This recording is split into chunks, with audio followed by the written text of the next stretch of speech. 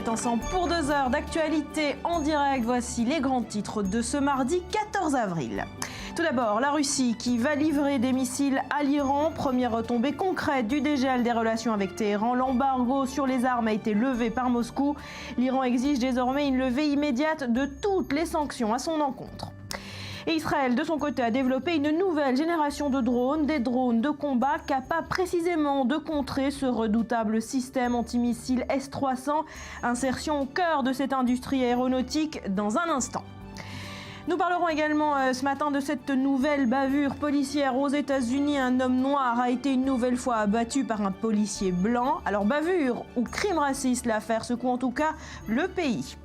Enfin, Kim Kardashian en Israël. La star de la télé-réalité a effectué une visite éclair en Terre Sainte. Toutes les personnes impliquées dans la visite ont signé un accord de confidentialité valant des millions pour éviter toute fuite aux médias.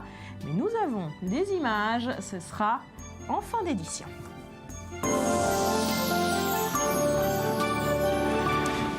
Bienvenue à tous. Vladimir Poutine a donc donné son feu vert à la fourniture à l'Iran de ces fameux missiles S-300. Le président russe a signé hier au Kremlin un décret levant donc l'interdiction qui concernait cette livraison depuis 5 ans en raison des sanctions imposées à l'Iran. Myriam Aman.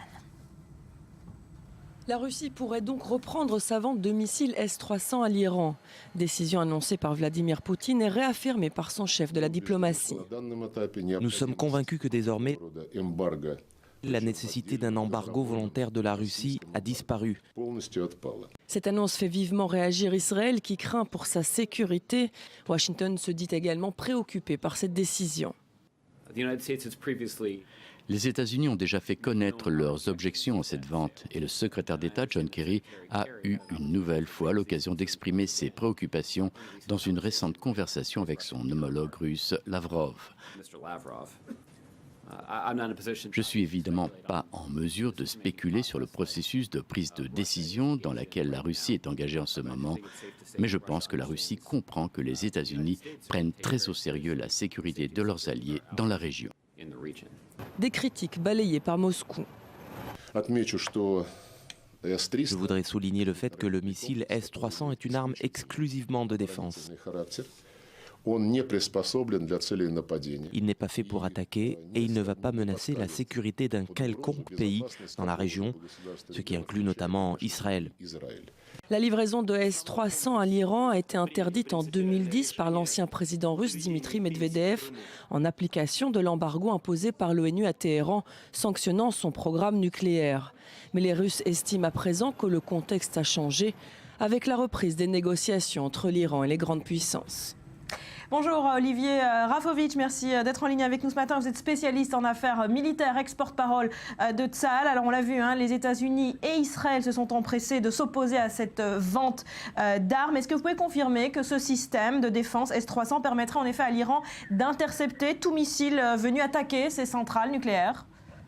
Bon, c'est un petit peu plus compliqué que ça, si vous me permettez. D'abord, ces systèmes de défense et d'interception de missiles ne sont pas seulement en Russie, ils sont dans différents pays, ils ont déjà été vendus au Vietnam, en Grèce, dans différents pays, dans des pays de l'Est, et également ils sont même fabriqués aujourd'hui en Chine, ce qui veut dire que, également en Syrie, ils ont été transférés. Ce qui veut dire que d'abord, il y a peut-être déjà eu des transferts de systèmes, en tout cas de radars ou de parties des systèmes en Iran. Il y a également eu des Iraniens qui ont déjà été s'entraîner pour opérer ce système en Russie lorsque les Russes voulaient vendre donc ce système en 2007 à l'Iran. Je veux dire qu'il y a d'abord une connaissance des systèmes S-300 dans le monde occidental. C'est pas un nouveau système, il a été développé dans les fins des années 90. Et bien sûr qu'il y a ici une réaction normale et évidente des États-Unis, d'Israël, mais également d'autres nations qui ne veulent pas que l'Iran se dote de systèmes de protection au cas où il y aurait un besoin de franchir, on va dire, la ligne où alors les négociations et tout ce qui est politique et diplomatique n'existe plus. Il y a un besoin de... Vous confirmez donc que ce système de défense permettra d'empêcher ces missiles d'atteindre ces centrales nucléaires iraniennes? Je dis que l'Iran voudra évidemment se doter de systèmes de protection, mais je pense que l'Occident a les moyens aujourd'hui également de parer par rapport à ces systèmes-là, vu qu'il y a une connaissance de ces systèmes de la part de l'Occident. Olivier Rahovic, merci beaucoup d'avoir été avec nous ce matin. Emmanuel Navon, professeur en relations internationales à l'Université de Tel Aviv, bonjour, merci d'être avec nous. Est-ce que l'annulation de ce décret par Vladimir Poutine est effectivement la première retombée concrète du dégel avec Téhéran, la première retombée concrète de l'accord de Lausanne? La première retombée, oui. Il ne s'agit pas d'un dégel, puisqu'en fait, il n'y a jamais eu de gel entre la Russie et l'Iran. Mais ce qui est inquiétant, c'est qu'avant même que l'accord final ait été signé, puisque je vous rappelle que l'accord n'a toujours pas été signé. Pour l'instant, il y a un accord cadre dont le contenu n'a toujours pas été publié, ou en tout cas, il y a des rapports contradictoires entre les rapports européens, iraniens et américains. Mais avant même que l'accord ait été signé, les Russes déjà libèrent ces missiles. Il faut bien comprendre la signification. C'est vrai, on a entendu le ministre russe des Affaires étrangères dire que c'est une arme défensive et pas offensive, et par conséquent, elle ne menace pas les alliés américains de la région, en particulier Israël. Il a cité spécifiquement Israël. C'est vrai, mais il ne faut pas oublier que lorsque les États-Unis, lorsque Israël dit si l'accord n'est pas respecté, alors l'option militaire reste sur la table, le message que Moscou envoie est de dire sachez que maintenant l'option militaire va devenir encore plus difficile parce que nous aidons l'Iran à se défendre d'une telle menace militaire. Alors précisément, le fait que Téhéran puisse désormais obtenir ces missiles va changer quelque chose, à votre avis, dans l'équilibre régional? Ça va changer la stratégie de l'Occident vis-à-vis de l'Iran, dans la mesure où, encore une fois, la grande faiblesse de l'accord qui a été conclu ou qui va être signé avec l'Iran, comme l'ont rappelé tous les experts depuis Henry Kissinger, George Shultz, qui ont écrit là-dessus dans le Wall Street Journal la semaine dernière, à savoir le jour où l'Iran viole l'accord. Comment est-ce qu'on va réimposer ces sanctions? Ça va être quasiment impossible de les réimposer. Le président Obama dit non, eh bien on réimposera les sanctions. Good luck on that. C'est impossible parce que les Russes ne seront pas avec les Américains. La Chine ne sera pas. Et donc, il restera la menace militaire. Mais cette menace militaire, une fois que les Iraniens auront ces missiles, ne sera moins crédible. D'autant que l'Iran, en échange, pourra désormais livrer du pétrole brut à Moscou. Ça fait partie de cet accord. C'est du donnant-donnant. Et toute la coopération militaire et économique va désormais reprendre. C'est ce qu'il faut craindre? Exactement. Avec d'autres États parce également? que n'oubliez pas que dès que les sanctions seront levées, ou même partiellement levées, vous pensez vraiment que toutes les sociétés chinoises, russes qui vont se remettre à travailler en Iran vont accepter une réimposition des sanctions? C'est complètement irréaliste. Et c'est là qu'il y a un véritable problème avec l'accord cadre qui est en train d'être conclu. Alors cet embargo levé, d'après vous, seulement le prologue de la levée de l'ensemble des sanctions de façon immédiate comme l'exige l'Iran, contrairement à la position américaine qui souhaite une levée progressive des sanctions? Alors déjà, il y a là un malentendu très clair qui est soit volontaire, soit pas volontaire entre les États-Unis ou l'Iran, où l'Iran dit nous on s'est mis d'accord sur la levée immédiate de toutes les sanctions. Les Américains disent jamais de la vie. Donc déjà là-dessus, il y a Ça fait partie des désaccords, de ces fameuses double version de l'accord de Lausanne. Double version, et on va voir ça dès que plus on s'approche de la date butoir du 30 juin pour l'accord final, plus on va entendre les États-Unis et les Iraniens avec ces deux versions. Mais une fois que les sanctions seront levées, même partiellement, le véritable problème sera comment les réimposer. Ça a pris 10 ans. 10 ans pour mettre en place ce régime des sanctions avec des pays comme la Chine et la Russie qui étaient très réticents et qui ne seront plus on board pour les réimposer en cas de violation, et ces violations auront lieu.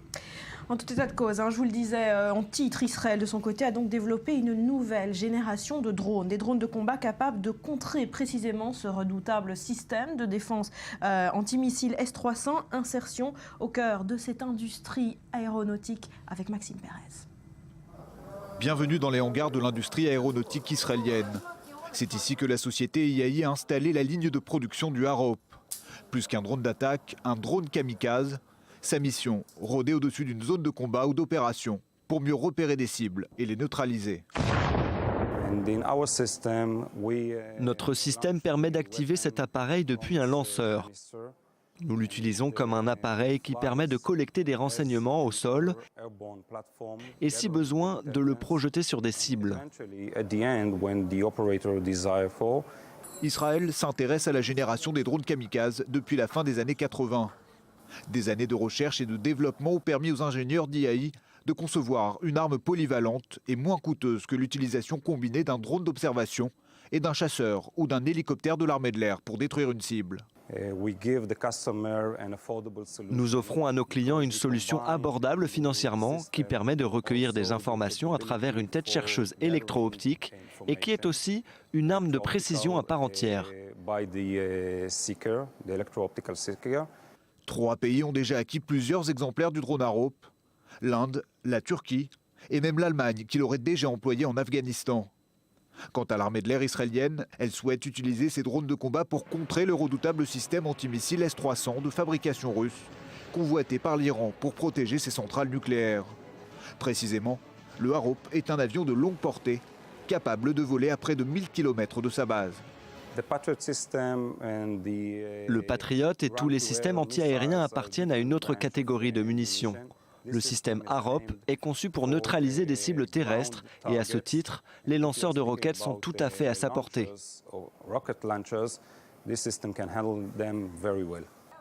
Avec une dimension de 2 mètres de long sur 3 mètres d'envergure, le drone Harop a fière allure et pourrait être amené à jouer les premiers rôles dans un futur conflit avec le Hezbollah libanais et son arsenal de lance-missiles.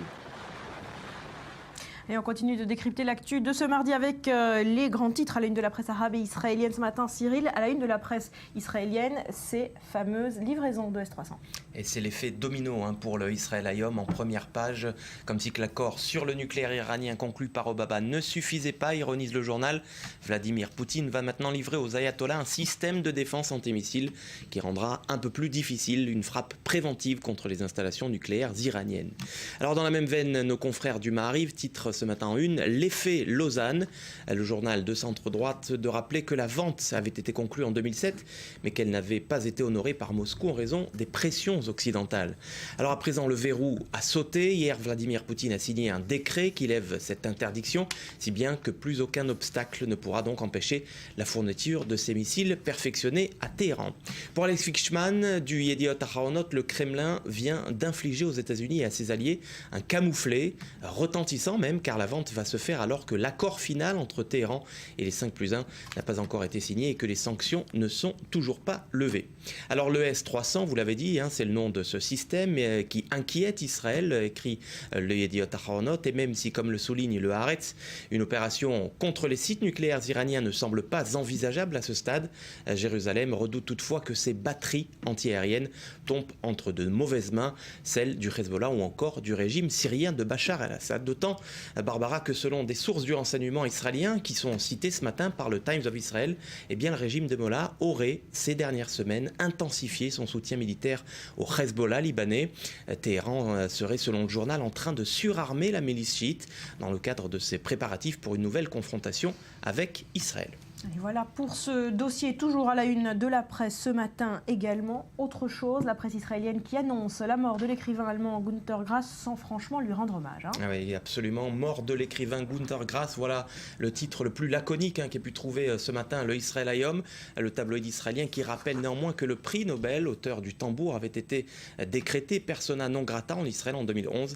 C'était après son poème anti-israélien baptisé « Ce qui doit être dit ».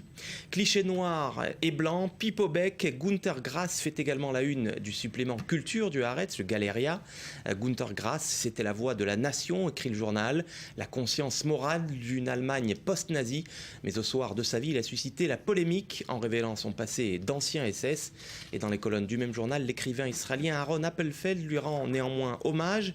Tous les grands écrivains, prétend Appelfeld, ne sont pas forcément des personnes morales. Celui qui est moins tendre ce matin avec Günter Grass, c'est le correspondant du Yediot à Berlin, il s'appelle Eldad Beck et il fustige ce matin un donneur de leçons qui avait oublié. L'auteur allemand qui a grandi dans une Allemagne antisémite avant et pendant le régime nazi s'était senti libre il y a 3 ans de dire ce qu'il pensait franchement d'Israël. En ce sens, conclut le journaliste, il n'était pas si différent de son pays. Merci Cyril. Direction à présent les États-Unis où la course à la présidentielle est désormais ouverte. Alors après Hillary Clinton, c'est le républicain Marco Rubio qui a annoncé hier soir sa candidature à l'investiture de son parti. Je vous propose de l'écouter.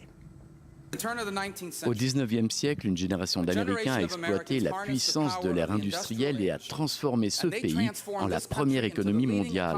Ainsi, le XXe siècle est devenu le siècle des États-Unis. Aujourd'hui, l'heure est venue pour notre génération d'ouvrir la voie vers un nouveau siècle américain.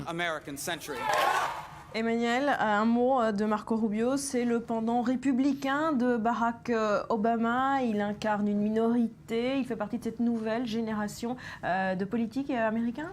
Oui, on peut le dire, jeune, 43 ans, également issu, comme vous l'avez dit, d'une minorité, la minorité hispanophone, symbole d'une success story américaine, de parents immigrants de Cuba, qui a réussi, etc. Donc oui, ça rappelle effectivement l'exemple Obama. Il a des chances ? Je pense qu'au sein du Parti républicain, il a de bonnes chances. Pour l'instant, celui qui est placé en tête serait Jeb Bush, qui n'a pas officiellement annoncé sa candidature, mais je pense que Marco Rubio a plus de chances d'attirer l'électorat plus large des États-Unis. Encore une fois, parce qu'il est jeune, parce qu'il est issu d'une minorité, il est dynamique. Jeb Bush, ce serait le troisième Bush candidat. Est-ce que les Américains aiment ces dynasties familiales, des Clinton face à des Bush, ça ne s'arrête jamais finalement. C'est ça justement, c'est que cette dynastisation de la politique américaine, ça n'est pas quelque chose d'américain, c'est-à-dire que c'est complètement anti-américain, mais c'est ce que nous avons aujourd'hui, c'est-à-dire Hillary Clinton, qui finalement c'est la dynastie Clinton chez les démocrates, la dynastie Bush chez les républicains. Il faudra voir si Jeb Bush sera institué ou pas, mais élu ou pas au sein des primaires, mais encore une fois, cette espèce de dynastie, ça n'est pas quelque chose qui est typique, qui ne devrait pas être typique en tout cas de la démocratie américaine. Alors 24 heures après l'annonce de sa candidature à la présidentielle de 2016, eh bien Hillary Clinton se trouve en ce moment même dans un van quelque part entre New York et l'Iowa, où elle a rendez-vous ce mardi pour son premier déplacement officiel de campagne. Il s'agit d'une table ronde sur l'éducation. Alors pas de grand discours ni de grand meeting prévu jusqu'au mois de mai. Clinton, qui a préparé minutieusement cette campagne, veut donner l'impression qu'elle repart modestement à zéro. Julia Galantia. Désormais officiellement candidate, la voici déjà sur les routes. Hillary Clinton est partie ce lundi en campagne à bord de son van, direction l'Iowa. Bien décidée à gagner le cœur des Américains et devenir la première femme à entrer à la Maison-Blanche, la candidate démocrate a tweeté une photo d'elle au milieu d'une famille de Pennsylvanie croisée à une station-service. C'est dans une vidéo sur les réseaux sociaux que l'ex-sénatrice a officialisé dimanche sa seconde candidature aux primaires démocrates après sa défaite de 2008 contre Barack Obama. Loin de définir un programme ou même une vision, sa vidéo est entièrement consacrée à la politique économique et sociale, sans un mot sur l'étranger, et se concentre sur les espoirs de la classe moyenne. Je prends la route pour obtenir vos voix parce que c'est maintenant à vous de choisir et j'espère que vous allez me rejoindre dans cette aventure. Ce clip et ce road trip ont un but, laisser derrière elle son image jet-set d'ancienne première dame, sénatrice et secrétaire d'État, mais aussi signifier qu'elle entend mériter son investiture et ne rien considérer comme acquis. Mais dans le camp républicain, certains n'ont pas tardé à dénoncer le retour en politique de la plus connue des Américaines, à commencer par Jeb Bush, 62 ans, qui pourrait devenir son principal rival, et le sénateur du Texas, Ted Cruz. Nous devons faire mieux que la politique étrangère d'Obama et Clinton, qui a endommagé les relations avec nos alliés et renforcé nos ennemis. Nous sommes prêts face à Hillary. Nous savons exactement à quoi nous attendre. Hillary Clinton représente l'échec des politiques du passé. Après sa défaite face à Barack Obama en 2008 lors de la primaire, Hillary Clinton apparaît aujourd'hui comme archi-favorite chez les démocrates, avec environ 60% des intentions de vote.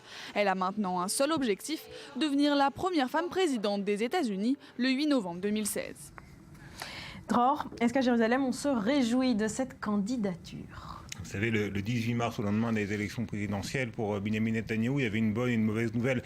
Au lendemain des élections législatives en Israël. Une bonne et une mauvaise nouvelle pour Netanyahou. La bonne nouvelle, c'est qu'il était réélu confortablement. On sait, la mauvaise nouvelle, c'est qu'il devait passer encore près de 2 ans avec Barack Obama à la Maison-Blanche. Ça, pour Benjamin Netanyahou, c'est vraiment une pilule difficile à avaler. Donc lorsque Barack Obama cédera la place, si c'est un républicain, alors bien évidemment pour Netanyahou, ce sera une très bonne chose. On connaît sa proximité avec le parti républicain américain. Et puis si c'est Hillary Clinton, qui sans doute sera investie par les démocrates, ce ne sera pas non plus une très mauvaise nouvelle pour Benjamin Netanyahou parce que le courant place plutôt bien.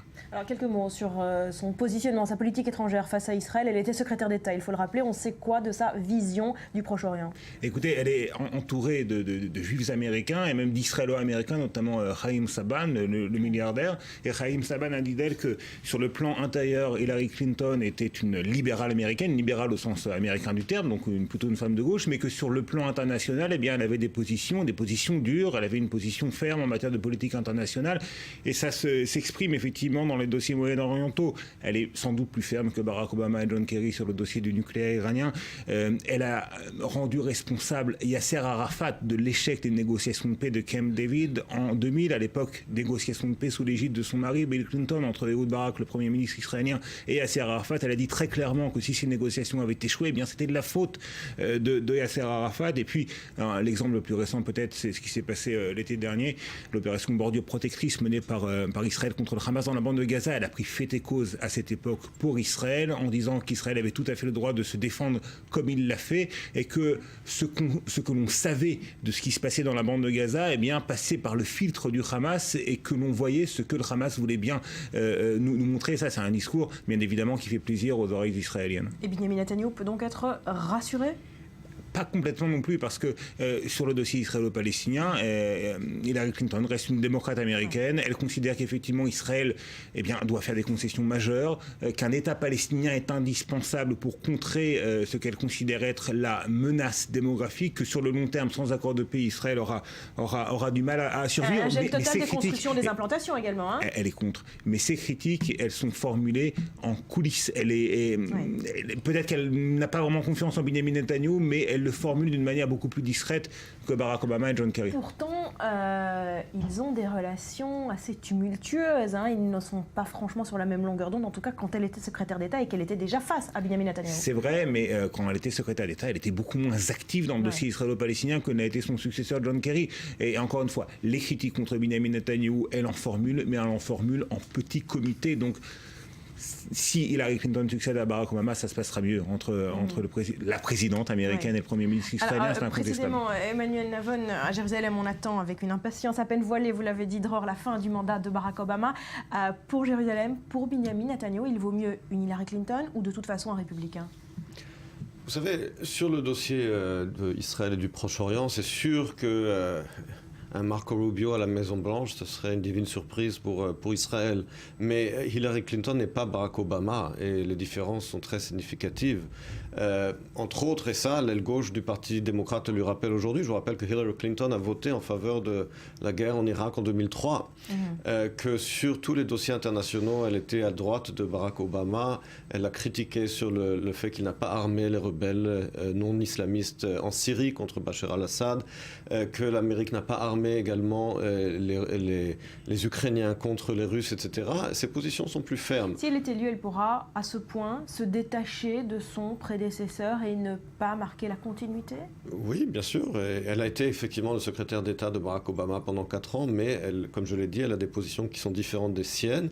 Sur le dossier israélien, et Dror l'a rappelé, Hillary Clinton, très clairement, a dit que c'est à cause d'Arafat. Ce sont les Palestiniens qui ont fait échouer la conférence de Camp David.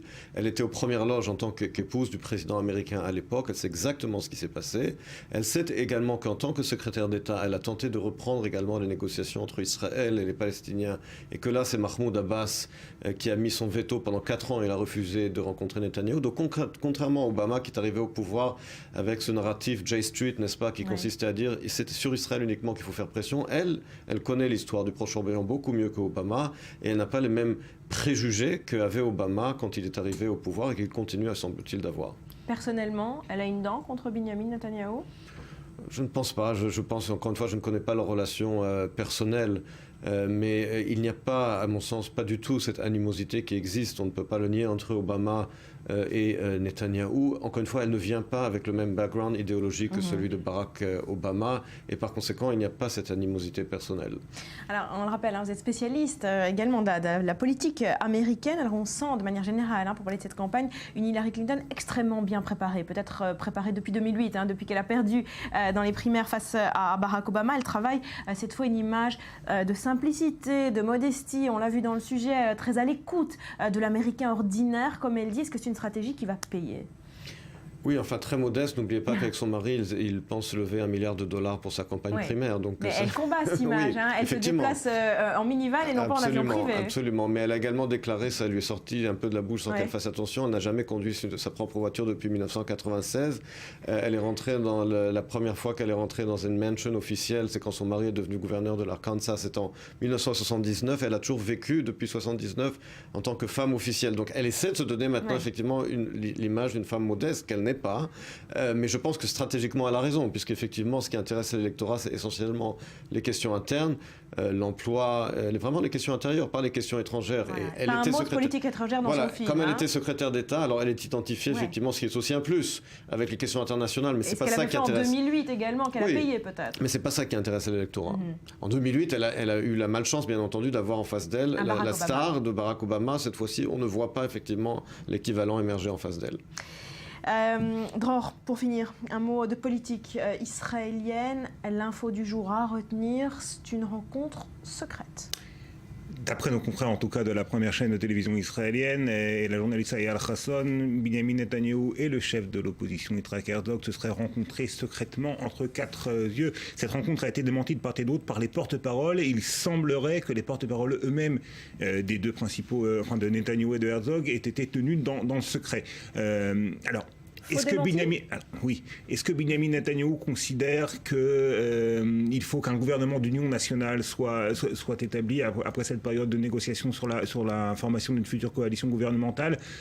On ne le sait pas. Peut-être que Benjamin Netanyahou lui-même ne le sait pas encore. En tout cas, toutes les options sont sur la table du point de vue de Benjamin Netanyahou. Et ce genre de rencontre secrète, ça peut également avoir comme objectif, mais évidemment pas avoué, de faire pression sur les autres partenaires envisagés pour la coalition gouvernementale et de leur dire soyez un petit peu moins gourmands, messieurs Lieberman et Bennett, puisque c'est de eux dont il s'agit, c'est avec eux que ça coince. Soyez moins gourmands parce qu'on a d'autres options, on a d'autres cartes à jouer. On a l'option d'un gouvernement d'union nationale, les négociations avancent avec les partis religieux, avec le parti de Kahlon, qui dans tous les cas de figure, maintenant le cas de figure d'un gouvernement d'union seront au gouvernement, elles n'avancent pas avec Lieberman et Bennett, c'est pas un hasard. Merci beaucoup Dror. En 30 secondes pour conclure là-dessus, il va y parvenir dans les délais. Benjamin Netanyahou a formé son gouvernement. Vous savez, il a de l'expérience, c'est son 4e gouvernement. Et je pense que oui, je pense que l'option d'un gouvernement avec les travaillistes est très réelle. C'est la raison pour laquelle il a conclu avec les ultra-orthodoxes et avec Kahlon, et il laisse pour l'instant Bennett et Lieberman de côté. Ça veut dire quelque chose. Merci messieurs, à suivre. Nous parlerons de cette nouvelle bavure policière aux États-Unis. Une nouvelle fois, un homme noir est abattu par un policier blanc. Alors bavure ou crime raciste? Eh bien, on se pose la question après un nouveau journal présenté ce matin par Nathalie Nagar. Ne bougez pas, vous la retrouvez dans 2 petites minutes.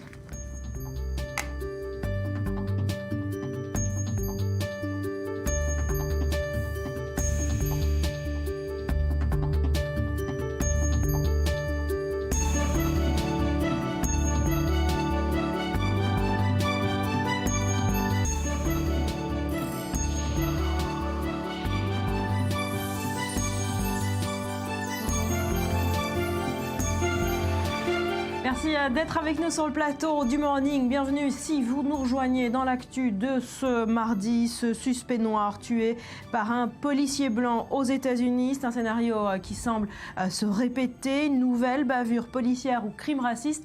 La mort de Eric Courtney Harris continue en tout cas d'attiser un peu plus les tensions raciales aux États-Unis. À noter que cette nuit, l'officier qui l'a abattu a été inculpé. Il devra répondre d'homicide devant la justice. Maël Benoliel.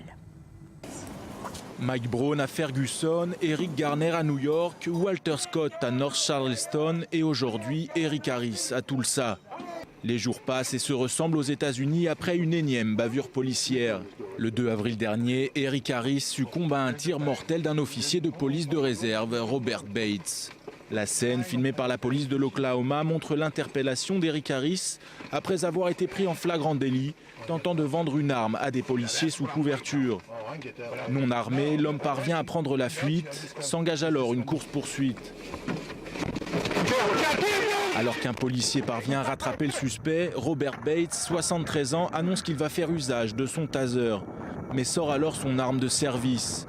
Le coup part et atteint Eric Harris dans le dos.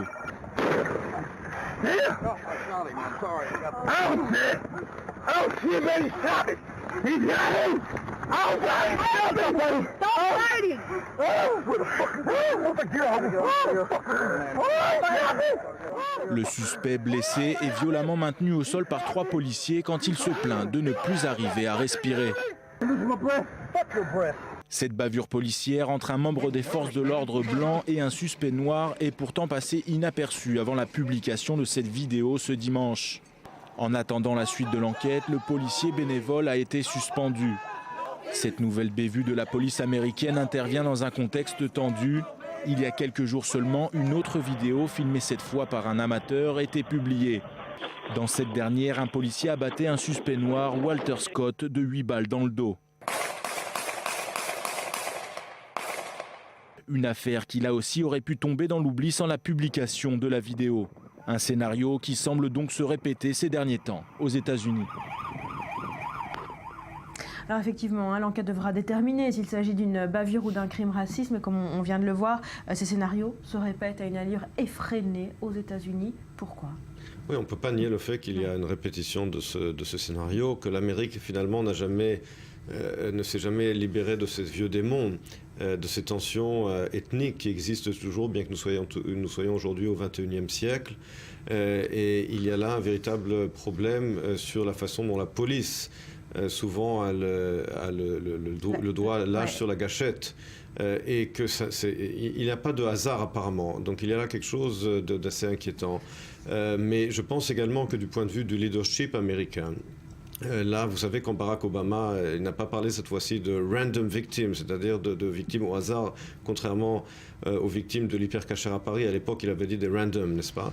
Il y a là un véritable problème, mais qui est lié également au port des armes aux États-Unis. Il faut que les États-Unis traitent de ce problème de façon générale et que ça ne se répète pas. Alors, on pensait peut-être que l'élection de Barack Obama en 2008, premier président noir de l'histoire des États-Unis, avait laissé penser que la question raciale était totalement dépassée. C'est une illusion finalement. D'un côté, effectivement, les États-Unis ont fait énormément de progrès dans les relations interraciales, puisqu'on n'imagine pas, il y a un siècle, un président noir élu à la tête des États-Unis. Mais d'un autre côté, l'Amérique profonde, semble-t-il, reste la même. C'est-à-dire qu'il y a une évolution sociétale d'un côté, mais d'un autre côté, des choses qui malheureusement ne changent pas, qui restent profondément ancrées. Et bien qu'il y ait un président qui soit issu de la communauté afro-américaine, au sein des relations interraciales dans l'Amérique profonde, et cet événement s'est passé à Tulsa, Oklahoma, c'est vraiment un trou, c'est vraiment le fin fond de l'Amérique, les choses restent les mêmes. Alors c'est ça, vous l'avez dit, l'État fédéral a joué un rôle essentiel pour améliorer la situation des minorités ethniques. On a dit abolition de l'esclavage, déségrégation également par l'État fédéral. Ce problème raciste, c'est un problème local de certains États, des États du Sud en particulier ? Les États du Sud, ça reste effectivement... il y a un nouveau livre encore qui vient de paraître sur la guerre de sécession qui montre à quel point les États du Sud restent une entité presque séparée au sein des États-Unis. Il y a une mentalité du Sud qui continue d'exister. Une mentalité qui reste profondément raciste. Qui reste, disons, avec beaucoup de préjugés. La mentalité du Sud continue d'exister, on ne peut pas le nier. Alors des policiers qui ont la gâchette facile, vous l'avez dit, mais peut-être aussi un problème au niveau judiciaire. On se souvient des émeutes de Ferguson en 2014, c'était parce qu'un policier n'avait tout simplement pas été inculpé. Et cette affaire avait frôlé le même scénario. Voilà, c'est ça. Alors là, effectivement, la justice aussi. Ce qu'il faudra voir du point de vue de la justice, c'est si ce policier, par exemple, sera effectivement condamné. Parce que sinon, là, il y aura, je pense, des conséquences. Il faut vraiment que la justice joue son rôle. Pour finir sur cette question, est-ce que le problème de la communauté noire américaine aujourd'hui est plus un problème social qu'ethnique, c'est-à-dire une communauté afro-américaine qui reste finalement foncièrement pauvre et dans les classes les plus basses de la société américaine ? Il continue d'avoir un problème économique et social, en particulier dans les États du Sud, comme on vient de le voir, mais d'un autre côté, la société américaine a quand même changé en termes de mobilité sociale, et Barack Obama en est l'exemple le plus typique, surtout dans les États du Nord. Vraiment, il y a une interaction aujourd'hui où il n'y a plus les mêmes préjugés qu'il y avait avant, et on n'est plus au début du XXe siècle. Mais effectivement, comme on l'a dit, en fonction de où on est aux États-Unis, il reste des différences. Et on va tenter de comprendre, Rudy, si sur Internet, cette bavure a fait beaucoup de bruit. Eh bien, pas tant que ça pour l'instant. Alors, il y a des éléments de ressemblance avec Ferguson, mais il y a aussi, quelque part, il faut le souligner, un effet de banalité. Pour rappel, en décembre dernier, le web s'était enflammé aux États-Unis et partout dans le monde autour du hashtag I cannot breathe, je ne peux pas respirer. C'était les derniers mots d'Eric Garner, un noir américain, les mots qu'il avait prononcés avant de mourir, étouffés par des policiers. Alors, ce qui avait mis le feu aux poudres, c'est que, effectivement, à l'époque, le jury avait refusé d'inculper le policier pour homicide. Donc, la communauté noire américaine, suivie ensuite par le monde du sport, comme vous le voyez, avait mis une sorte de pression populaire pour mettre cette injustice sur le devant de la scène, forçant les autorités américaines, Obama en tête, à se prononcer sur ces questions de la violence policière envers les Afro-Américains. Et là où il y a des similitudes avec l'affaire du jour, c'est que tout part d'une vidéo relayée sur les réseaux sociaux plusieurs jours après les faits, et c'est là que évidemment les choses s'emballent. C'est-à-dire que quelque part ces vidéos mettent en réalité subitement sur le devant de la scène ces bavures policières, notamment envers les Noirs. Et ce n'est pas forcément une nouveauté, c'est quelque chose qui est connu aux États-Unis. Un rapport du département de la justice d'État aux États-Unis qui date de 2007 parle d'à peu près 350 homicides commis par la police, en majorité sur des Noirs américains ou des Hispaniques. Alors ce qu'il faut noter dans les mobilisations en ligne pour Michael Brown ou Eric Garner, c'est qu'elles dépassent le cadre de la société américaine. Ce sont des hashtags qui parlent au monde entier, qui parlent tout simplement de racisme anti-noir et qui parlent aussi de violence policière. Sans cette pression des médias sociaux, sans cette vidéo diffusée, à votre avis, la justice, là encore, n'aurait pas décidé d'inculper cette nuit ce policier blanc ? Je pense que là, les médias sociaux jouent un rôle crucial dans la mesure où ce genre de choses, immédiatement, sont vues par des millions de personnes. Et c'est là un des effets positifs, effectivement, des médias sociaux. C'est que des choses qui auraient pu passer inaperçues avant l'existence des médias sociaux, aujourd'hui, sont connues de tout le monde immédiatement. Et oui, je pense que ça fait un effet de pression sur la justice et sur les médias traditionnels. La mobilisation n'est pas la même, vous l'avez dit, que l'été dernier à Ferguson. Pourquoi ? Oui, l'emballement ne prend pas. Alors, c'est vrai que les réseaux sociaux ont rempli une partie de leur mission en mettant cette vidéo en ligne et en créant de l'intérêt sur cet homicide. On n'aurait jamais eu d'inculpation si cette vidéo n'était pas apparue, n'avait pas fait ce buzz. Mais c'est vrai, on en parle moins, le sujet n'est pas au centre des discussions sur Internet. Alors il y a deux explications, soit un effet de banalisation, de lassitude de ce genre de fait, soit la révolte a besoin d'être portée par des personnalités, comme ça avait par exemple été le cas, on l'a vu, avec toute une équipe de basketteurs, de chanteurs noirs américains qui ont continué et ont porté et rendu ce thème central. Merci Rudy. On se dirige à présent vers l'Allemagne avec cette histoire étonnante. Il s'agit d'une grand-mère. Elle est âgée de 65 ans et elle vient d'annoncer à la presse dans son pays sa grossesse de quadruplé. Elle est déjà mère de 13 enfants et grand-mère de 7 petits-enfants. Explication. Les médecins sont unanimes, c'est une folie médicale. Une femme allemande de 65 ans s'apprête à donner naissance à des quadruplés. Annegret Honig a déjà 13 enfants et 7 petits-enfants. Les médecins du monde entier dénoncent d'une même voix une absurdité ou encore une faute professionnelle. Après 50 ans, le risque de mortalité pour les quadruplés est 200 fois plus élevé. Pas suffisant pour faire entendre raison à Annegret Honig qui argue qu'elle a voulu faire plaisir à sa fille de 9 ans qui désirait un petit frère ou une petite sœur. Pour satisfaire cette demande, elle a donc suivi un traitement hormonal à l'étranger et reçu de multiples inséminations artificielles depuis 1 an et demi. La grossesse est suivie par plusieurs médecins et se déroule jusqu'ici sans complications majeures, mais les professionnels redoutent une naissance prématurée qui pourrait être fatale. Si en Allemagne, la presse et les réseaux sociaux se passionnent pour le sujet, la grande majorité des internautes restent perplexes, choqués, voire révoltés par cette décision. Les plus jeunes enfants d'Annegret Honig entreront à l'école quand leur mère aura 71 ans. Allez, on reste en Allemagne pour parler de culture. Cette fois, le plus célèbre des auteurs allemands d'après-guerre est décédé hier. Günter Grass, vous le savez, prix Nobel de littérature en 1999, était connu également pour ses engagements politiques. Regardez.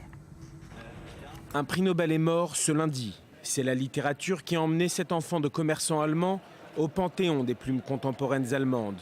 Le jeune Günter Grass est né dans la cité-État de Danzig, d'un père allemand et d'une mère Kachoub, un groupe apparenté aux Slaves de l'Ouest européen. C'est sur le tard que le grand public découvre son enrôlement dans les jeunesses hitlériennes, comme son engagement volontaire à 17 ans au sein d'une division de la Waffen-SS. Un premier point de discordance dans une vie hantée par les pages sombres de l'histoire allemande. Günter Grass s'était fait connaître à un peu plus de 30 ans avec son roman Le Tambour, paru en 1959. Premier volume de la trilogie de Dantzig, que sont ensuite venus compléter Le Chat et la Souris, puis Les Années de Chien. Dans les 3 volumes, comme dans une grande partie de son œuvre, Grass revient sur les heures sombres du nazisme.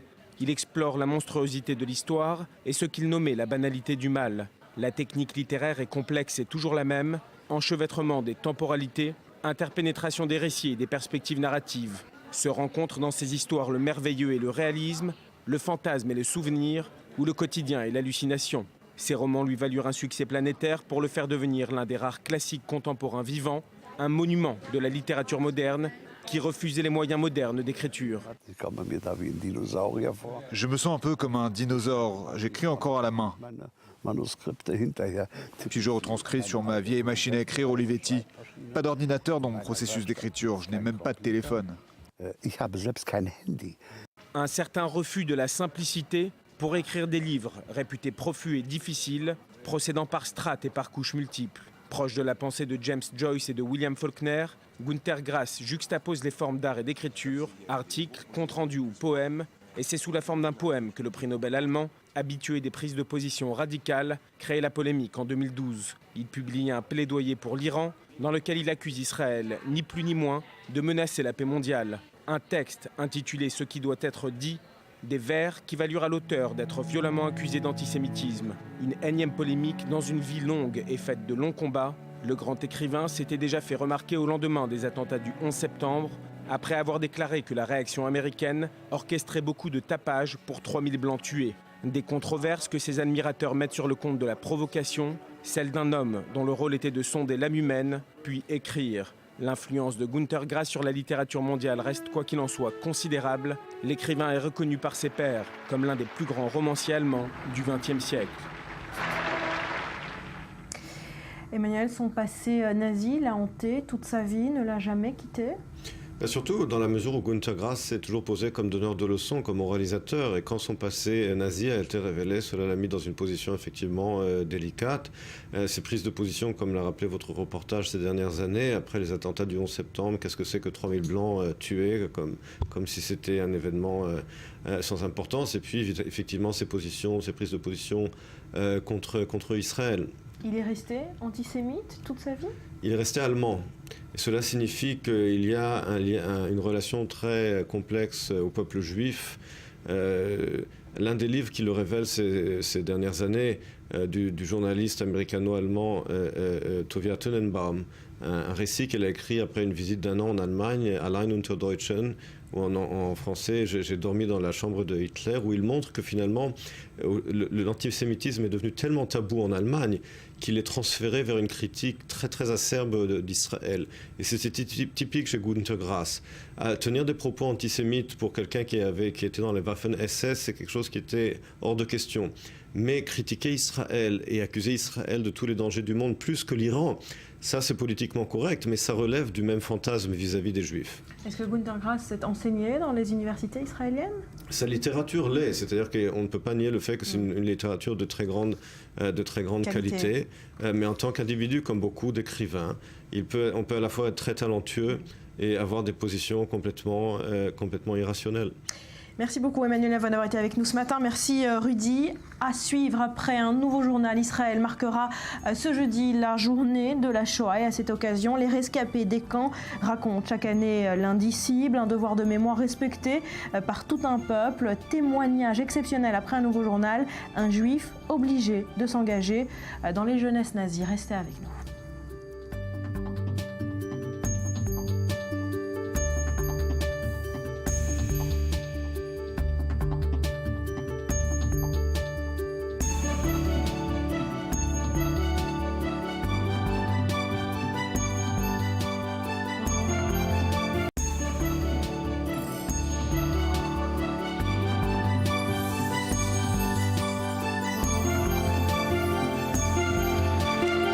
retour sur le plateau du Morning en direct depuis Tel Aviv. Merci d'être avec nous ce matin. On poursuit avec cette histoire des enfants palestiniens de Gaza soignés en Israël. C'est extrêmement rare que le Hamas laisse ses habitants quitter Gaza pour se rendre en territoire israélien, même en situation sanitaire d'urgence. Exemple avec ces 3 enfants. Ils sont soignés en ce moment même dans la ville du sud d'Israël, d'Ashkelon. C'est un reportage, Mathias Inbar, que vous signez. On regarde et on en parle juste après. Il y a des moments qui se passent de commentaires.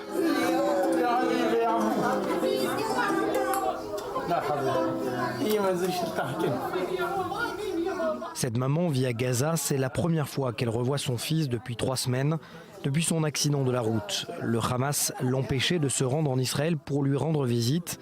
Il est traité à l'hôpital Barzilai d'Ashkelon. Je remercie Israël et sa médecine et je me tourne vers Mahmoud Abbas qui est à Ramallah. Nous avons besoin d'argent, nous avons besoin de moyens pour nos enfants.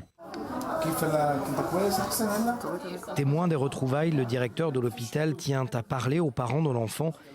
Il n'y a pour lui pas de frontières lorsque la santé d'une personne est en jeu. Il n'y a pas de frontières lorsqu'on parle de l'état de santé d'enfants comme lui, comme celle de ses parents.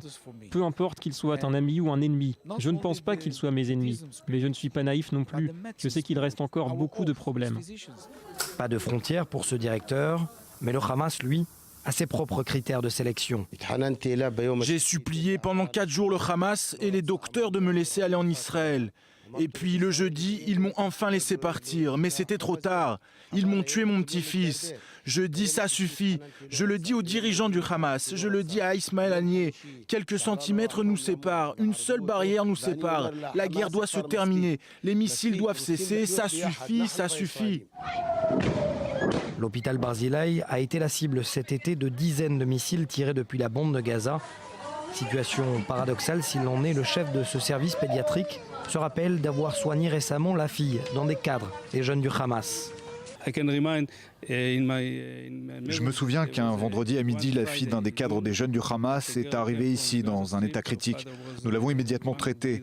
30 minutes plus tard, le père ne croyait pas que sa fille avait survécu. Nous ne contrôlons jamais le passif de ceux qui doivent être soignés. Nous faisons de notre mieux pour nos patients. Cette jeune fille est elle aussi arrivée trop tard en Israël, bloquée par le Hamas après un accident de la route.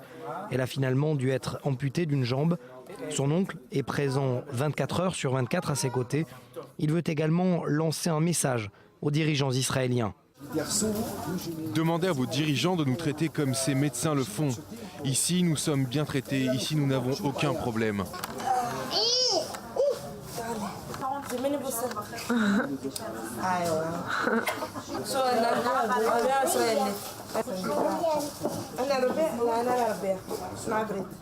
Mathias, vous avez tourné ces images. On ressort comment de cette rencontre avec ces familles, avec ces enfants? Choqué et honté, tout à la fois. Parce qu'on est père de famille avant tout. Avant d'être journaliste, on est père de famille.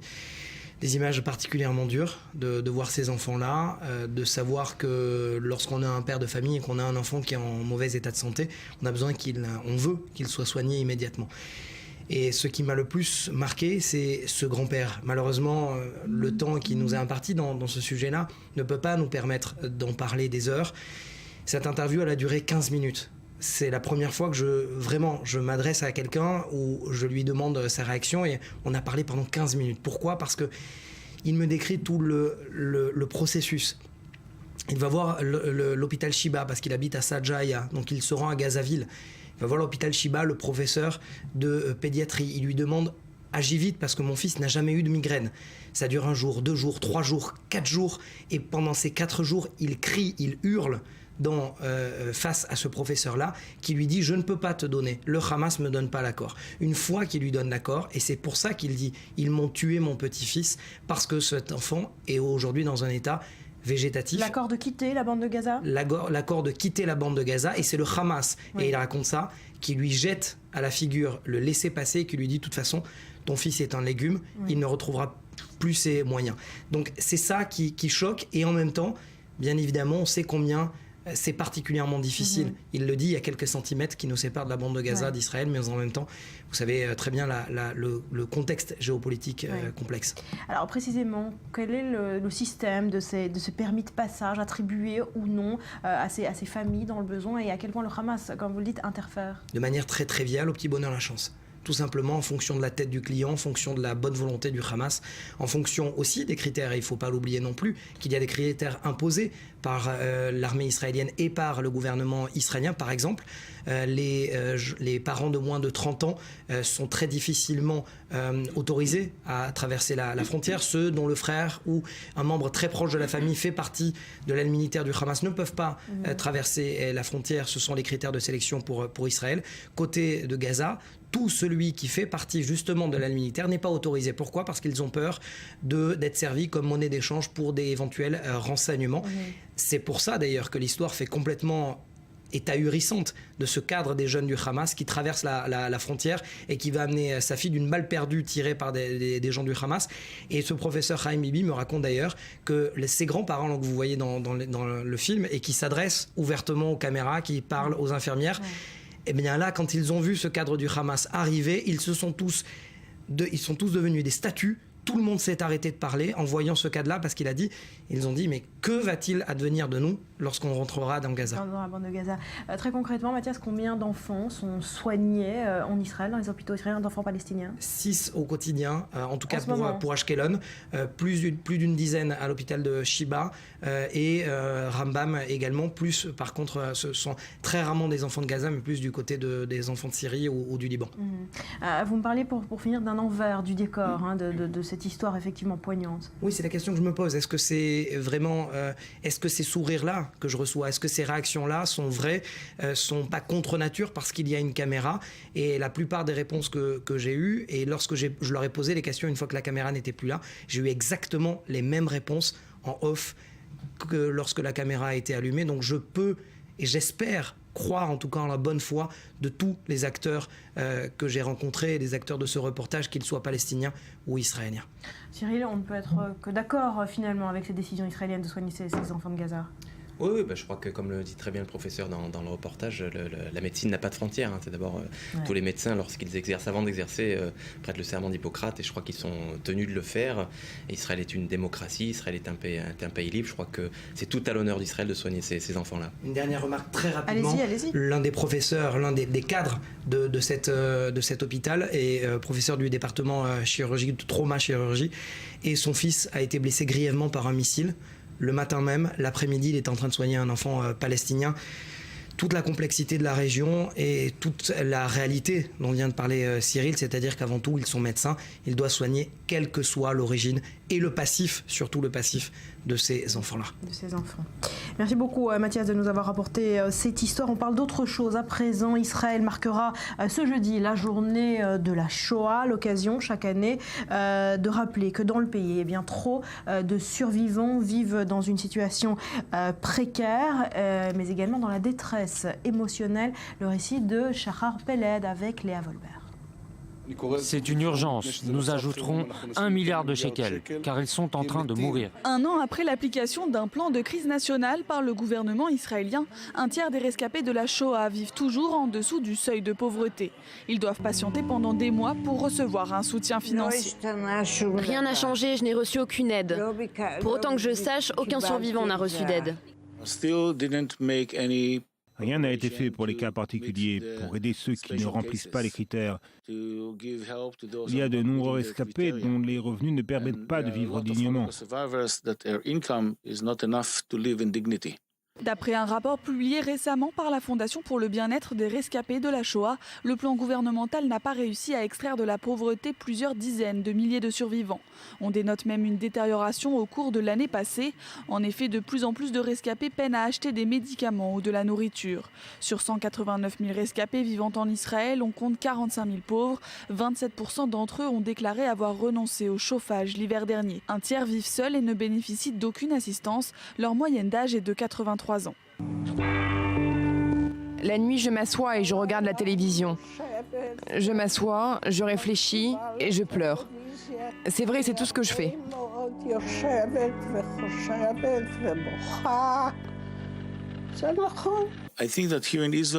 Je crois qu'en Israël, puisque nous savons que d'ici 5 ans, la moitié des rescapés ne seront plus parmi nous, il est temps d'agir et de mettre en place un programme d'aide pour ces gens. Ce rapport comporte également un sondage effectué auprès de la population israélienne. Près de la moitié craignent un nouvel holocauste du peuple juif. Tous les ans, ce sont 14 000 survivants des horreurs nazies qui disparaissent. Pour les autres, la survie fait toujours partie du quotidien.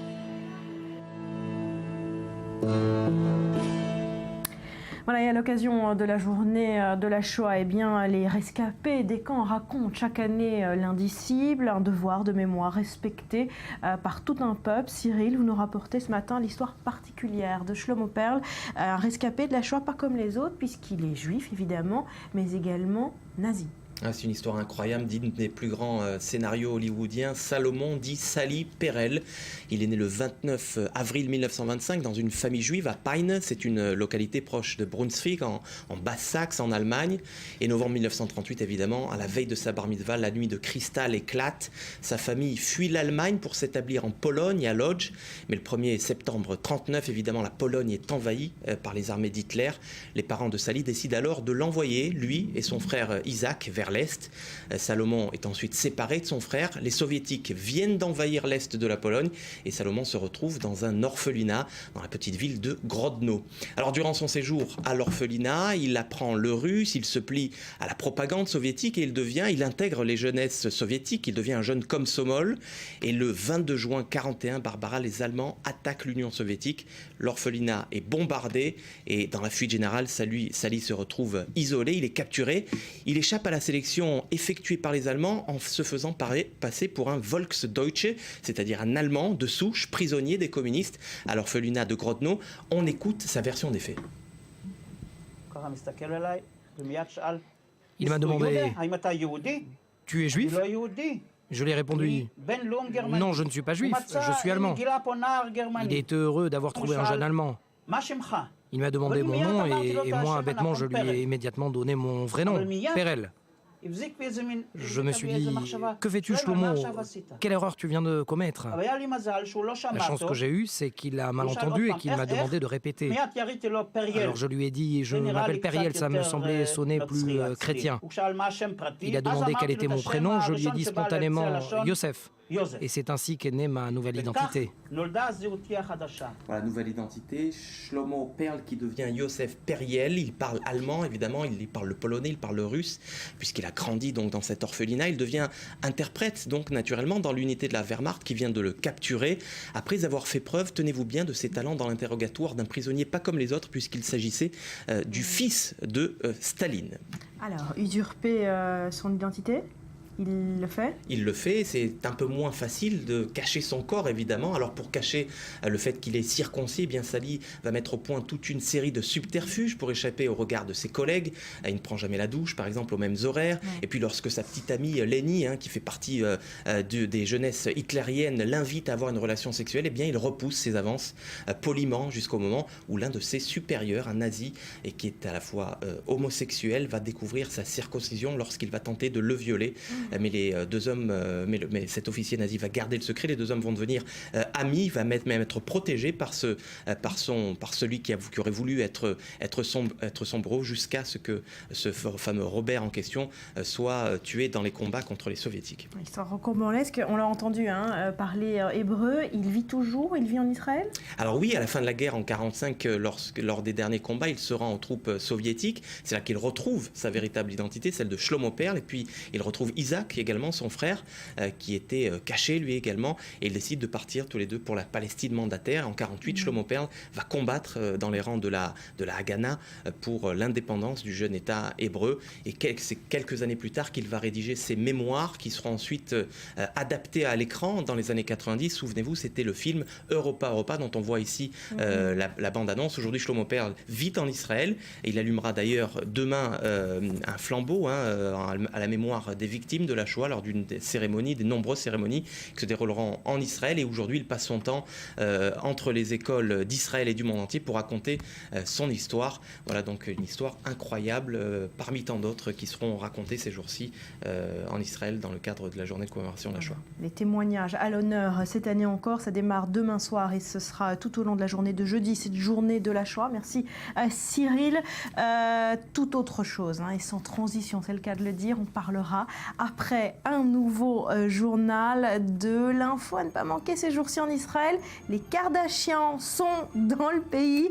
Chloé, Kim, Kanye West et bébé Nora sont arrivés hier pour une visite éclair. Alors toutes les personnes impliquées dans la visite ont signé un accord de confidentialité valant des millions pour éviter toute fuite aux médias. Mais attention, nous avons des images. Ce sera juste après un nouveau journal complet présenté ce matin par Nathalie Nagar. Ne bougez pas.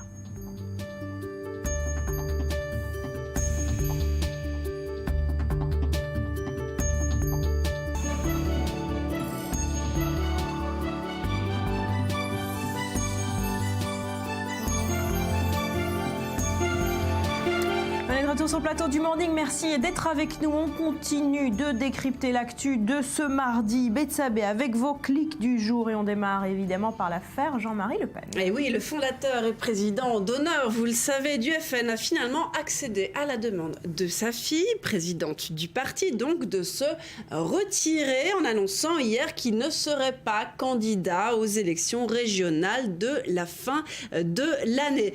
Coup d'éclat, bien sûr, les médias se jettent sur l'info, même outre-Atlantique, depuis le New York Times, qui tempère. Monsieur Le Pen a fait comprendre que ceux qui adhèrent à ses opinions franchement antisémites et anti-immigrés devraient se tourner vers sa petite fille, Marion Maréchal Le Pen. Au Wall Street Journal, qui relève, Jean-Marie Le Pen désamorce ainsi une crise potentielle au sein du Front National. Alors en France aussi, on tempère. Jean-Marie Le Pen en retrait des régionales, voire en retraite tout court. C'est la fin d'une époque, certes, mais, Challenge nous explique pourquoi la retraite de Jean-Marie Le Pen est inquiétante. Eh bien, réponse, notamment parce qu'il laisse derrière lui un parti fédérant en son sein toutes ces tendances d'extrême droite, y compris ses anciens du GUD et autres membres issus de groupuscules fascisants, aujourd'hui aux côtés de Marie Le Pen ou assistant au spectacle de Dieudonné, parce qu'il, je cite, met en orbite Marion Maréchal Le Pen, dont les réseaux puissent aussi dans ceux du grand-père, des forces tout aussi peu républicaines. Allez, avant de poursuivre, justement, on va tenter de comprendre cette saga en images. Regardez. Un renoncement qui fait figure d'adoubement. Selon Jean-Marie Le Pen, Marion Maréchal est la personne idéale pour conduire la liste FN dans la région PACA pour les prochaines régionales. L'intéressée a réagi quelques heures plus tard en officialisant sa candidature. Elle y va, a déclaré l'un de ses proches. Mais les complications ne font que commencer. L'eurodéputé et proche de Jean-Marie Le Pen, Bruno Gollnisch, s'est lui aussi déclaré candidat lundi matin. Malgré son soutien inconditionnel à sa petite fille, le président d'honneur du FN a affirmé qu'il verrait bien Marion Maréchal conduire la liste et son ex numéro 2 diriger la région. Des propos qui font mouche. Un membre de l'entourage de la jeune députée l'assure, si elle est candidate, c'est pour présider la région et non pour ensuite se retirer. Le bureau politique du parti tranchera ce vendredi. Une lutte de pouvoir qui occulte la brouille familiale faisant rage depuis plusieurs jours au sein du clan Le Pen. La présidente du Front National s'était officiellement opposée à l'investiture de son père après le scandale de son interview dans l'hebdomadaire d'extrême droite Rivarol. Il y a appelé à la défense du monde blanc et déclaré qu'il ne considérait pas le maréchal Pétain comme un traître. Quelques jours plus tôt, il réaffirmait ses propos sur le fait que les chambres à gaz étaient un détail de l'histoire de la Seconde Guerre mondiale. Mais pour certains, l'indignation de Marine Le Pen n'est qu'une manipulation politique. Vu les positions de son père et qu'elle veut se démarquer de son père, là, effectivement, elle montre son opposition clairement à son père. Et puis bon, ça lui permettra, c'est son rôle, de gagner des voix. Reste à savoir comment sera interprété le retrait de la candidature de Jean-Marie Le Pen. Mais lui l'assure, il n'a pas terminé son combat. Allez, voilà pour cette affaire. Dans le reste de l'actu internationale, Poutine également fait la une ce matin. Oui, le président russe a été élu personnalité la plus influente du monde par les lecteurs du Time. Alors Poutine devance ainsi Obama, 11e place. Et Lady Gaga, 3e, c'est ce que souligne Courrier International. Première place qu'il partage, le chef du Kremlin, avec Lee Chae-rin, star mondiale de la pop coréenne. On écoute un extrait de The Baddest Female.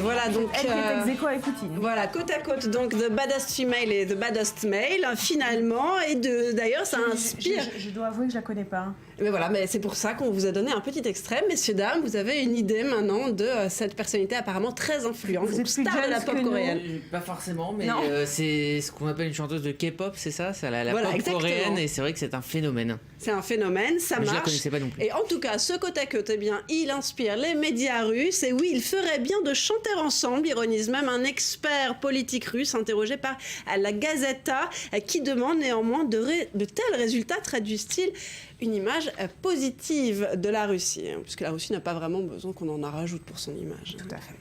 Allez, dans vos clics du jour, vous êtes arrêté ce matin sur cette affaire sportive à deux roues. Effectivement, les coureurs du Paris-Roubaix, cette course très connue pour être dangereuse et bien particulièrement indisciplinée. Ces coureurs, plusieurs d'entre eux ont carrément franchi un passage à niveau fermé. Ça s'est passé dans le nord, dans la commune de Valeurs. Et ce, quand bien même, comme le précise le journal L'Équipe, eh bien, un TGV a fractionné le peloton en quelques secondes plus tard. 8 secondes après, c'est impressionnant. Exactement. Ça aurait pu être un carnage. Un drame terrible. Alors la SNCF a annoncé qu'elle avait décidé de porter plainte contre X. Voilà, donc l'affaire vraiment n'est pas prête de s'arrêter. Alors assez français d'ailleurs, les Britanniques ont relevé l'info. Regardez le Guardian qui précise les barrières étaient bel et bien baissées. Les coureurs les ont ignorées et ont franchi les rails alors qu'un train arrivait.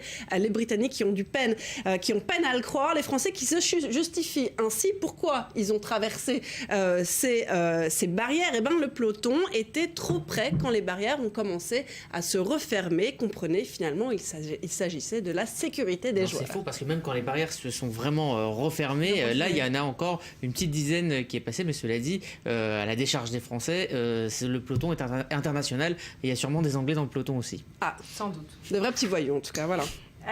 Sécurité toujours, avec une initiative originale, Bethabé. Et oui, des maires à poil pour la sécurité routière. L'info a été repérée par le quotidien 20 minutes dans le Haut-Doubs. On paie de sa personne pour sensibiliser aux dangers de la route, écrit le quotidien.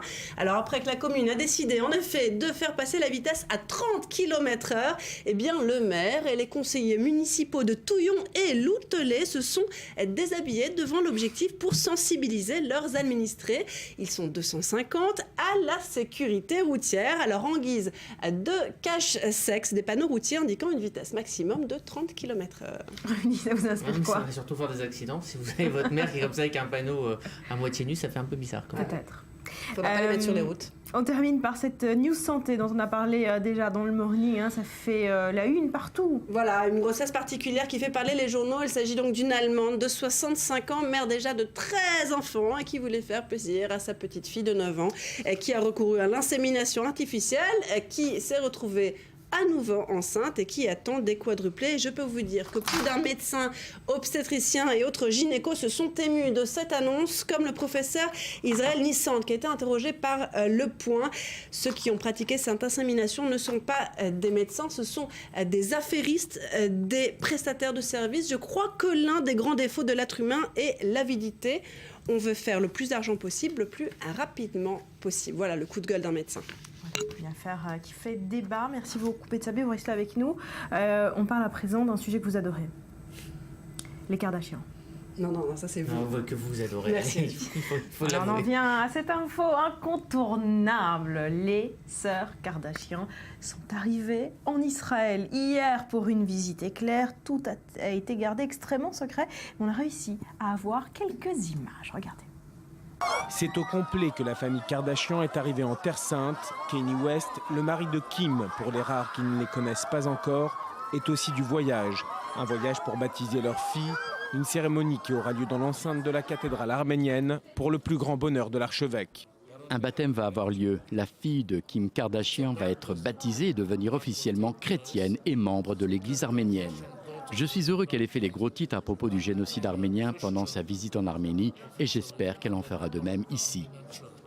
L'histoire et la mémoire se mêlent donc à cet événement People. Les deux superstars ont atterri directement d'Arménie où le rappeur a donné un concert. Kim en a profité pour emmener sa petite famille ainsi que sa sœur Chloé découvrir le pays de leurs ancêtres. Et à Jérusalem, la famille Star avait prévu de séjourner à l'hôtel Waldorf Astoria, mais les plans ont changé en dernière minute dans un voyage où le temps est compté. Le traditionnel passage par le mur des lamentations reste au programme, ainsi qu'une visite express à la mer Morte où ils tourneront des séquences d'une émission de télé-réalité. Pas de perte de temps donc chez les Kardashian, l'une des familles comptant le plus grand nombre de fans au monde.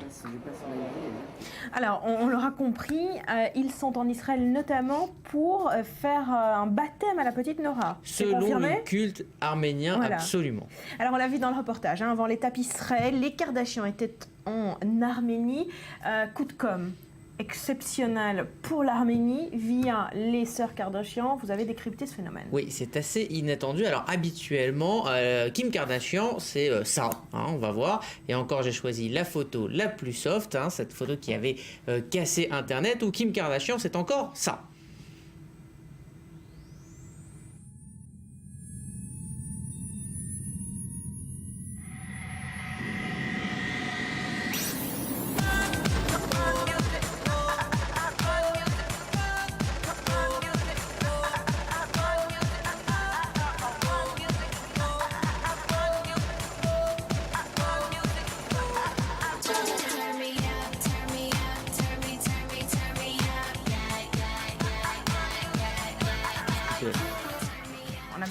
Voilà, hein, c'est classe, c'est très mignon, mais c'est aussi une star de télé-réalité, 31 millions d'abonnés sur Twitter et dont le grand talent, en fait, c'est tout simplement d'exister. Hein. En effet, la jeune femme de 35 ans n'est connue finalement que pour être une vedette de télé-réalité et accessoirement la femme de la star du hip-hop Kanye West. Alors, c'est donc tout étonné que le monde a assisté à ça.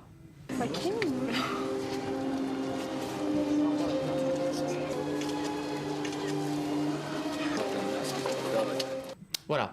Prenant part aux commémorations du 100e anniversaire du génocide arménien, qui, je le rappelle, a coûté la vie à 1 200 000 Arméniens entre avril 1915 et 1917. Absolument, Kim Kardashian, dont le papa était d'origine arménienne, a surpris tout le monde avec cette séquence de recueillement venue complètement d'une autre planète, de l'émotion, mais avec un ensemble rouge et un brushing impeccable. Et un décolleté aussi. Et un décolleté. Mais alors, ce qui pourrait nous paraître finalement dérisoire est un très très beau coup de communication politique pour le Premier ministre arménien Ovik Abrahamian, tout simplement parce qu'on en a parlé. Beaucoup parlé. D'ailleurs, le Premier ministre arménien lui-même, à l'occasion de ces commémorations des 100 ans du génocide, a reçu les sœurs Kardashian en véritable ambassadrice. Mais oui, parce qu'elles le sont finalement, elles le sont devenues. Alors on le rappelle, hein, s'il fallait que depuis des décennies, les Arméniens se battent pour la reconnaissance de ce génocide perpétré par les Turcs. Rappelons aussi que c'est un sujet très sensible qui pourrait fâcher n'importe quel président avec le pouvoir turc. C'est pour ça d'ailleurs qu'aux États-Unis, la Chambre des représentants a reconnu dans les années 80 le génocide arménien, mais pour l'instant, aucun président n'en parle officiellement. Alors en faisant venir Kim Kardashian et sa sœur Chloé pour cette semaine, et ce 10 jours avant les commémorations officielles du génocide qui auront lieu le 24 avril, eh bien le pouvoir arménien a fait en sorte que la semaine dernière, dans tous les journaux classiques et journaux people du monde, on parlait de cet épisode de l'histoire. Il y avait le fait de remettre le sujet au cœur de l'actu, mais il y avait aussi du même coup le fait de sensibiliser les 31 millions de fans de Kardashian sur sa page Twitter. Ses followers en fait. Ses followers. 31 millions. Ouais, elle en a 31 millions, ce qui est énorme. C'est le record absolu. Je crois qu'elle fait partie du record absolu. En tout cas, c'est bien plus que bon nombre de chefs d'État de par le monde. 31 millions, c'est énorme. Alors ce voyage en Arménie a été tweeté dans les moindres détails, on peut le voir par la starlette qui relaie son voyage et donc fait parler de cette cause. Voilà, on comprend bien la stratégie. Est-ce que le Premier ministre arménien a compris lui-même? Est-ce que c'est désormais incontournable finalement de passer par la case People pour faire parler d'une cause nationale, d'un débat public. C'est pas nouveau. Il y a une vingtaine d'années, on se souvient, dans les années 90-80, de l'émergence de la cause tibétaine. Et la cause tibétaine, on aurait-on parlé sans Richard Gere, l'acteur culte de Pretty Woman, qui s'était converti au bouddhisme et qui a fait de la lutte pour les droits des Tibétains une cause mondiale, et du Dalai Lama, il en a fait presque un people. En tout cas, toutes les personnalités people allaient voir le Dalai Lama, et donc ça a devenu une personnalité politique importante parce qu'un people en a parlé. Donc on peut adhérer ou non, mais en tout cas, c'est un des signes du temps. Et alors, pour Kim Kardashian, parce que je sais que vous ne pouvez pas rester 30 secondes sans avoir des nouvelles d'elle, sachez que ce matin, elle s'est levée presque aussitôt que vous, et elle était ce matin du côté du Saint-Sépulcre à Jérusalem. En témoigne une photo qui a été tweetée, je ne sais pas si on va la voir, sur son compte Twitter. Voilà, très tôt ce matin, elle était au Saint-Sépulcre. Elle nous a dit elle s'est levée très tôt, donc elle tweet son voyage. Prochaine étape, la Jordanie. Voilà, elle tweet son voyage israélien, ce qui fera également parler d'Israël peut-être à beaucoup de gens qui ne la connaissent pas. Absolument. Et ainsi de suite en Jordanie, où elle devrait arriver ce soir. Absolument. Merci beaucoup, Rudy. Merci, Betsabé. Et merci à vous d'avoir été avec nous ce matin. Je vous souhaite de passer une excellente journée. Restez avec nous dans 2 petites minutes. Un nouveau journal complet sur i24 News présenté par Nathalie Nagar. Portez-vous bien et à demain.